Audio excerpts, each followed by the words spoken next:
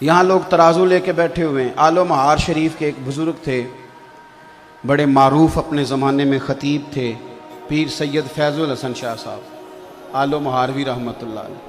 یہ کچھ لوگ نا تھرمامیٹر بھی لے کے آتے ہیں، اپنے اپنے حساب کا مسئلہ پوچھتے ہیں، اپنے اپنے حساب کا۔ ایک صاحب میرے پاس بھی آئے، کچھ بہت بڑے بڑے مفتی بھی ہیں عوام کے اندر، ان کا مقصود مسئلہ پوچھنا نہیں ہوتا، مقصود پتہ کرنا ہوتا ہے کہ مولوی پڑھا لکھا کتنا ہے، یہ مقصود ہوتا ہے، علم میں اضافہ مقصد نہیں۔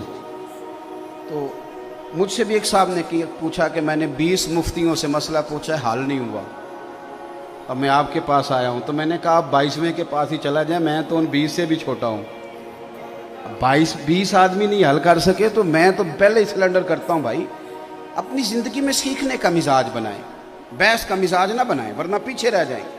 جو سیکھنے کا مزاج رکھتا ہے اس کا علم روز تازہ ہوتا ہے، اسے کچھ نہ کچھ روز ملتا ہے، وہ روز سیکھتا ہے۔ اور جو بس کر کے بیٹھ گیا نا، بہت ساری جگہوں پہ ٹھوکریں کھاتا ہے۔ تو سید فیض الحسن شاہ صاحب سے کسی نے پوچھا بتائیے سیدہ عائشہ افضل ہیں کہ سیدہ فاطمہ؟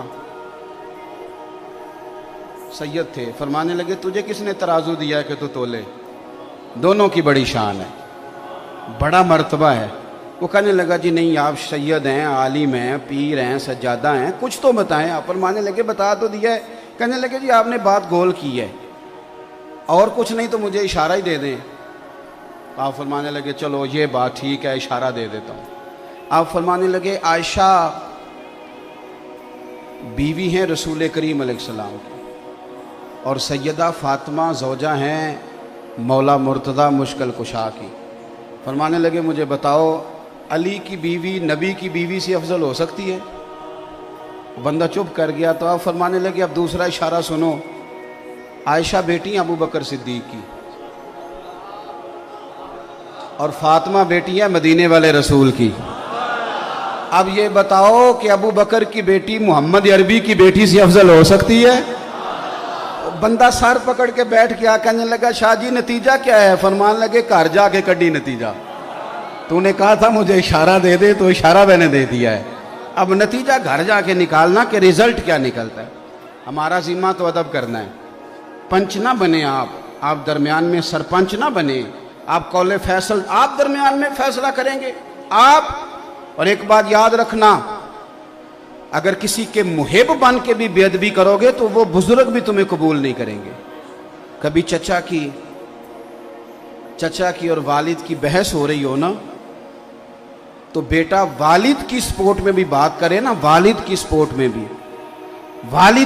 میں بھی چچا کے خلاف، تو ابا بول کے کہہ دیتا ہے کہ پتر چپ کر، ساڈا بھراواں دا مسئلہ ہے، تو اپنی حیثیت میں رہ۔ میری بات کی سمجھ آ رہی ہے؟ تو صحابہ کی بھی بڑی شان اور اہل بیت کی بھی بڑی شان، تو آپ کہاں الجھ رہے ہیں؟ تو مہربانی دیکھیں، ان سے پیار کریں، ان کا اکرام کریں۔ ہمیں صحابہ نے تو ان کا پیار سکھایا ہے، صحابہ نے سکھایا اہل بیت کا پیار، صحابہ نے۔ شاہ ولی اللہ محدث دہلوی کو نا پڑھے لکھے لوگ جو اب چونکہ ہم فی پی ایچ ڈی بہت زیادہ ہونے لگی ہے، تو جو لوگ اسلامک سٹڈیز کے ساتھ وابستہ ہیں وہ جب بر صغیر پاک و ہند میں لٹریچر لیں گے تو شاہ ولی اللہ کو ضرور دیکھیں گے۔ ازالۃ الخفا میں ایک بڑی خوبصورت روایت لائے ہیں، فرماتے ہیں کہ مال غنیمت بانٹ رہا تھا تو حضرت سیدنا عمر فاروق بانٹ رہے تھے، اور بندہ وہ ہے کہ جو ایک ایک دینار کا نہ صرف یہ کہ حساب رکھنے والا ہے بلکہ حساب دینے والا بھی ہے۔ بانٹ رہے تھے تو بانٹتے نا آپ نے ہر صحابی کو 500 دینار دیے ہر ایک کو، اور بٹ کس طرح رہا تھا کہ جو بدری ہیں نا ان کو 500 دینار دیے جائیں گے۔ بدر کے لوگوں کی بڑی شان ہے، حضور نے فرمایا اللہ ان سے راضی ہو گیا، سب کو 500 ملے۔ آپ کے اپنے بیٹے عبداللہ ابن عمر بھی آئے تھے، ان کو بھی 500 دی۔ اور جناب عبداللہ ابن عمر کی یہ شان ہے کہ نبی پاک نے فرمایا راجل صالح، فرمایا یہ جو عبداللہ بن عمر ہے یہ نیک آدمی ہے۔ حضرت عبداللہ ابن عمر کو بھی 500 دیا۔ امام حسن اور حسین آ گئے، حسنین کریمین، رسول کریم صلی اللہ تعالیٰ علیہ وسلم کے دونوں شہزادے آئے تو جناب عمر فاروق نے پہلے تو وہ قطار توڑی نا جس قطار میں سارے لگے ہوئے تھے، فرمایا شہزادوں کو آگے آنے دو، اور پھر باقیوں کو 500 دیا تو حسنین کریمین کو 1000 دیا۔ کوئی رکابت نہیں، کوئی مسئلہ نہیں، لیکن بچوں کا ویسے ہی دل کرتا ہے کہ ہمارا والد ہم سے زیادہ پیار کرے، یہ مزاج ہوتا ہے۔ آپ دیکھیں نا، بھتیجے سے بندہ جتنا مرضی بھی پیار کر لے، وراثت بیٹے کو ملتی ہے، بھتیجے کو نہیں ملتی۔ حضرت عبداللہ ابن عمر نے گھر جا کے اپنی اماں سے بات کی کہ اماں جی، حسنین کریمین تو اس زمانے میں بچے تھے، مدینہ شریف کی گلیوں میں کھیلتے تھے، میں بدر میں جاتا تھا، احد میں جاتا تھا، خندق میں گیا تھا، ابا جی نے ان کو 1000 دیا اور مجھے 500۔ تو آپ کی اہلیہ کہنے لگی حضرت عمر کی کہ بیٹا چپ کر جا، اگر موڈ اچھا ہوا تو بات کروں گی، ورنہ شیر کے قریب جانے کی کسی کی جرت ہے نہیں۔ حضرت عمر فاروق 2-4 دن کے بعد رات کو موڈ مبارک اچھا تھا تو اہلیہ کہنے لگی ایک چھوٹی سی گزارش کرنی تھی، ناراض نہ ہو تو۔ فرمانے لگے کہو۔ تو کہنے لگی عبداللہ ابن عمر کہہ رہے تھے کہ میں تو حضور کے زمانہ نور میں جہاد کرتا تھا، حسنین کریمین بچے تھے، تو انہیں ڈبل ملتا ہے، مجھے سنگل ملتا ہے، یہ کیا بات ہوئی؟ تو آپ نے فرمایا چل بلا ان کو۔ تو ماں ڈرنے لگی، کہنے لگی نہیں نہیں، انہوں نے کوئی اعتراض نہیں کیا، آپ مہربانی کریں۔ کہا نہیں میں کچھ نہیں، کہنے لگا بلا تو صحیح نا۔ بلایا، شہزادے عبداللہ ابن عمر تشریف لائے، حاضر ہوئے۔ تو آپ نے فرمایا پتر یہ تو نے کیا بات کی؟ سنو، یہ ایک غیر جانبدار آدمی کی بات عرض کر رہا ہوں۔ وہ لکھتے ہیں کہ جناب فاروق اعظم فرمانے لگے عبداللہ تیرا اور حسنین کا کیا مقابلہ؟ آپ اندازہ فرمائیں، فضیلتوں کی جو لسٹ ہے وہ اپنی جگہ موجود ہے کہ وہ بدر میں بھی گئے، احد میں بھی گئے، حضور نے ان کی تعریفیں بھی فرمائیں، ساری شانیں، اور بہت بڑے عالم تھے عبداللہ ابن عمر، انہیں مفتی مدینہ کہا جاتا تھا، لوگ ان سے استفتاء کرتے تھے، سوالات پوچھتے تھے۔ حضرت سیدنا عمر فاروق فرمانے لگے تیرا اور حسنین کا کیا مقابلہ؟ اور پھر فرمانے لگے بیٹا کیا تیری ماں کا نام بھی فاطمہ الزہرا ہے؟ کیا تیری خالاؤں کے نام بھی زینب، ام کلثوم اور رقیہ ہیں؟ کیا تیری نانی کا نام بھی خدیجہ الکبریٰ ہے؟ پتر بتا کیا تیرے نانا کا نام بھی محمد مصطفیٰ ہے؟ یہ شانیں تیری ہیں؟ آپ نے فرمایا خبردار بیٹا، ان کے مقابلہ کرنے کی کوشش، یہ خود سکھایا ان لوگوں نے، یہ امت کو درس دیا، پیغام دیا۔ شاہ ولی اللہ صاحب کہتے ہیں کہ یہ بات چلتے چلتے نا مولا علی تک بھی پہنچی کہ حضرت عمر نے یوں کہا ہے۔ حضرت عمر فاروق رضی اللہ تعالیٰ عنہ نے یہ تعریف کی حسنین کریمین کی، تو مولا علی فرمانے لگے اسی لیے تو نبی پاک علیہ السلام نے فرمایا تھا کہ عمر اہل جنت کا چراغ ہے، عمر جنتیوں کا، جنت میں بڑی روشنی ہوگی، لیکن فرمایا اس کا چہرہ اس طرح کا ہے کہ جدھر جائے گا روشنی کرتا چلا جائے گا، اہل جنت کے چراغ ہیں۔ اب یہ بات حضرت عمر تک پہنچی، وہ حضرت علی تک پہنچی تھی اور یہ حضرت عمر تک پہنچی، تو جناب عمر فاروق فرمانے لگے مجھے ذرا علی تک لے جاؤ۔ مولا علی سے ملاقات ہوئی تو آپ فرمانے لگے آپ نے اپنے کانوں سے حضور سے سنا ہے کہ میں جنتیوں کا چراغ ہوں؟ کہا سنا ہے۔ تو فرمانے لگے ذرا اپنی ضمانت کے ساتھ مجھے لکھ کے بھی دے دو۔ تو حضرت علی نے لکھا کہ میں ضمانت دیتا ہوں، میں ضمانت دیتا ہوں، میں ضامن ہوں کہ میں نے حضور سے سنا ہے کہ عمر اہل جنت کے چراغ ہیں۔ دوستو، ان لوگوں کا ایک دوسرے کی طرف آنا جانا، ان کا پیار، ان کا خلوص، یہ تو پتہ نہیں دور بیٹھ کے دیکھیں نا، انسان کہانیاں بناتا ہی تب ہے جب اس میں غرور ہو یا وہ تھوڑا دور ہو۔ اگر اس میں عاجزی ہو اور ذرا قریب جا کے دیکھے تو بہت ساری کہانیاں ویسے ہی ختم ہو جاتی ہیں، حقائق نہیں پتہ کرتے لوگ۔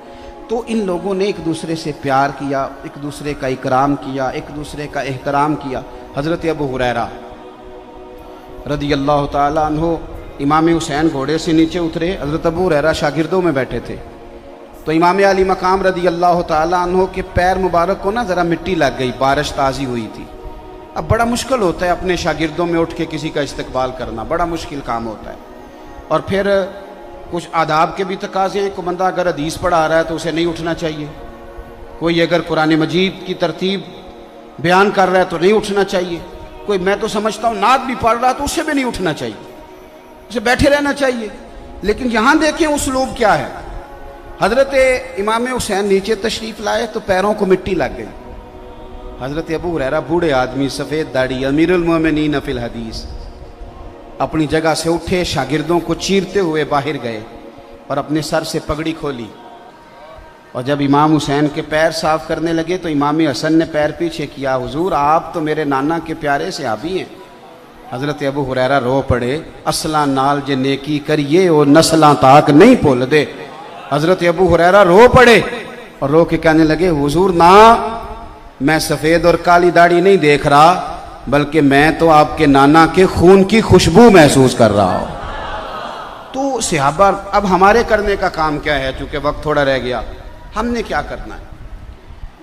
اگر کچھ لوگ بحثوں میں الجھے ہوئے ہیں اور وہ اسی کو دین سمجھتے ہیں تو انہیں الجھا رہنے دیں۔ ہاں، اہل حق میں سے کوئی بندہ اظہار حق کے لیے کوئی دلیل پیش کرے، اس کی مخالفت نہیں، لیکن بلا وجہ چیزوں کو الجھانا اور بلا وجہ الجھانا، اس کا مقصود کوئی نہیں۔ آنے والی نسل کے لیے خرابیاں پیدا ہو رہی ہیں، ان کے ذہنوں میں صرف انتشار رہ گیا ہے، سوائے اس کے کوئی چیز نہیں رہ گئی۔ ہم نے کیا کرنا ہے؟ ہم نے کھل کے پیار کرنا ہے نبی پاک کے خاندان کے ساتھ، اہل بیت نبوت کے ساتھ کھل کے پیار کریں۔ آپ کا نا ایک شوق ہو، ایک ذوق ہو اہل بیت نبوت کے لیے۔ ان دنوں میں خاص کر امام حسن کی تعریف کی حدیثیں سنیں، امام حسین کی تعریف کی باتیں سنیں، حضرت مولا علی کی شان سنیں اور اس شان کو جگہ دیں، یعنی آپ کا چہرہ کھلے۔ کو ضروری ہے ہم نے بحث ہی کرنی ہے آپ کا دیکھیں اعلیٰ حضرت بریلوی رحمۃ اللہ تعالی علیہ، آپ نے لکھا ہے فتاوی رضویہ شریف کے اندر، اور حدیث کے راوی سیدنا عثمان غنی رضی اللہ تعالیٰ عنہ، اگرچہ بخاری مسلم میں بھی ہے، لیکن اعلیٰ حضرت فرماتے ہیں میں نے بہت ساری کتابوں سے جوڑ کے نا الفاظ حدیث یہاں جمع کر دی ہیں۔